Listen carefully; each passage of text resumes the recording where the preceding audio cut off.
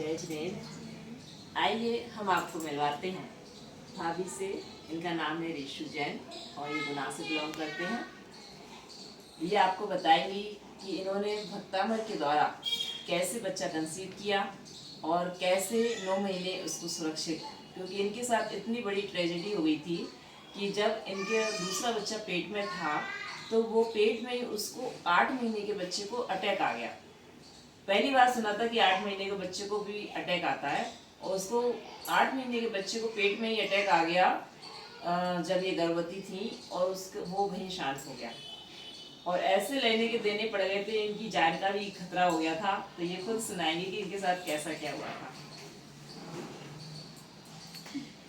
जब प्रेगनेंसी में ऐसा हुआ तो उसके बाद तो बचने के चांसेस ही बहुत कम थे।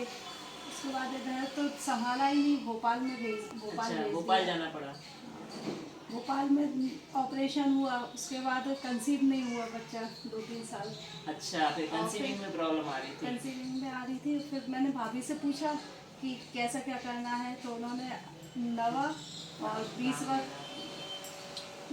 काव्य और 20वां काव्य बताया। उन्होंने मेरे से पूछा कि भाभी क्या करें, कंसीव ही नहीं हो रहा है। मनीषा भाभी बताएंगी, वही कुछ करेंगी, क्योंकि ऐसे बहुत सारे केस हैं जिनको सॉल्व किया है, जिनको कई साल हो गए शादी के, बच्चा नहीं हो रहा है, और भक्तामृत की अनुष्ठान करने से, हीलिंग करने से उनको बच्चा कंसीव हो गया है और आज बच्चा बहुत स्वस्थ है। इनकी बेटी भी 2.5 साल की हो गई है। तो इन्होंने 9वां और 20वां श्लोक किया, उसका अनुष्ठान किया, फिर उनको बच्चा भी जल्दी ही, मेरे ख्याल से 2 महीने में ही हो गया था ना। 2 महीने के अंदर अंदर इनको बच्चा कंसीव हो गया था। इन्होंने 21 दिन का अनुष्ठान किया, उसके बाद इनको बच्चा कंसीव हो गया था और आज बेबी इनकी 2.5 साल की है। और इन्होंने क्या क्या किया बता, पूरे 9 महीने आपने कौन सा श्लोक पढ़ा? बाजार का भी खाती थी या नहीं खाती थी? तो नहीं लिया मैंने, और 34वें नंबर का श्लोक का पाठ किया है। और वैसे तो पूरे ही काव्य का, अच्छा, पूरा ही भक्तामृत पढ़ते होंगे आप, है ना? हाँ, ये समय समय पे मेरे से गाइडेंस लेती रहती थी कि कैसे करना है, कैसे नहीं करना है।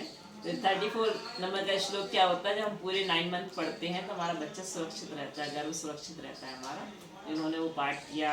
वैसे भी पूजन पाठ खूब करती हैं, बाजार का भी नहीं खाती हैं। उस टाइम तो गर्भावस्था में तो बिल्कुल इन्होंने, और पूरे टाइम 9 महीने तो ब्रह्मचर्य से रहना, सब कुछ मतलब जैसा करना चाहिए वैसा किया। रूटीन बहुत अच्छा था इनका। तो आज ये है कि वो बच्ची भी बहुत अच्छी है, बहुत संस्कारित है, और ये भी बहुत अच्छे से, मतलब इनका जो बड़ा बेटा है वो भी बहुत संस्कारित है। तो ये सब माँ के ही संस्कारों का प्रभाव होता है। ये इनकी सासू माँ है, मेरी बुआ सास। ये भी बहुत घर में बहुत अच्छा माहौल, बहुत अच्छे सब लोग संस्कारित और बहुत अच्छे संस्कार देती हैं अपनी बहुओं को। तो बस यही कहना चाहेंगे। आप कुछ कहना चाहेंगे भक्तामृत के लिए? भक्तामृत की महिमा ही अपरंपार है। हाँ, ये तो है। भक्तामृत की महिमा वाकई में अपरंपार है।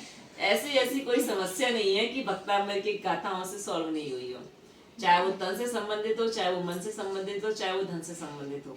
आज तक ऐसी कोई समस्या नहीं है भक्तामृत से सॉल्व नहीं हुई हो को। और कई बार क्या होता है, भक्तामृत के साथ साथ हमें अपने चक्राश को भी बैलेंस करना पड़ता है। हमारे चक्राश डिस्टर्ब हो जाते हैं, डॉक्टर नहीं समझ पाते अंदर क्या कंडीशन है। तो मैंने इन्हें भक्तामृत के साथ साथ प्राणिक हीलिंग भी दी। पहले प्राणिक हीलिंग से इनकी चक्राश को बैलेंस किया, क्योंकि बच्चा कंसीव नहीं हो रहा था, इनका स्वादिष्टान चक्र जो है इनबैलेंस हो गया था। उसके बाद भक्तामृत की हीलिंग दी तो वो और अधिक 3 गुना इफेक्टिव हो जाती है। तो हम लोग प्राणिक हीलिंग भी करते हैं और भक्तामृत हीलिंग भी करते हैं, उससे प्रभाव 3 गुना अधिक बढ़ता है, और जो काम सक्सेस नहीं हो रहा हो वो हर कंडीशन में सक्सेस हो जाता है। तो यदि ये चीज़ तब होती है जब हमें उस पर विश्वास हो।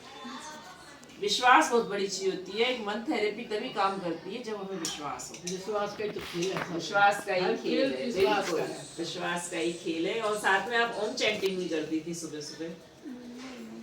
आपने नहीं करी, लेकिन है ना, ओम चैंटिंग भी करना चाहिए। सुबह सुबह उठ के हमें 9 टाइम्स ओम जरूर बोलना चाहिए, उससे हम स्वास्थ्य बहुत अच्छा रहता है। तो बस इतना ही आपसे कहना चाहेंगे। Thank you very much. Thank you Rishi ji, thank you बुआ जी, बहुत बहुत धन्यवाद।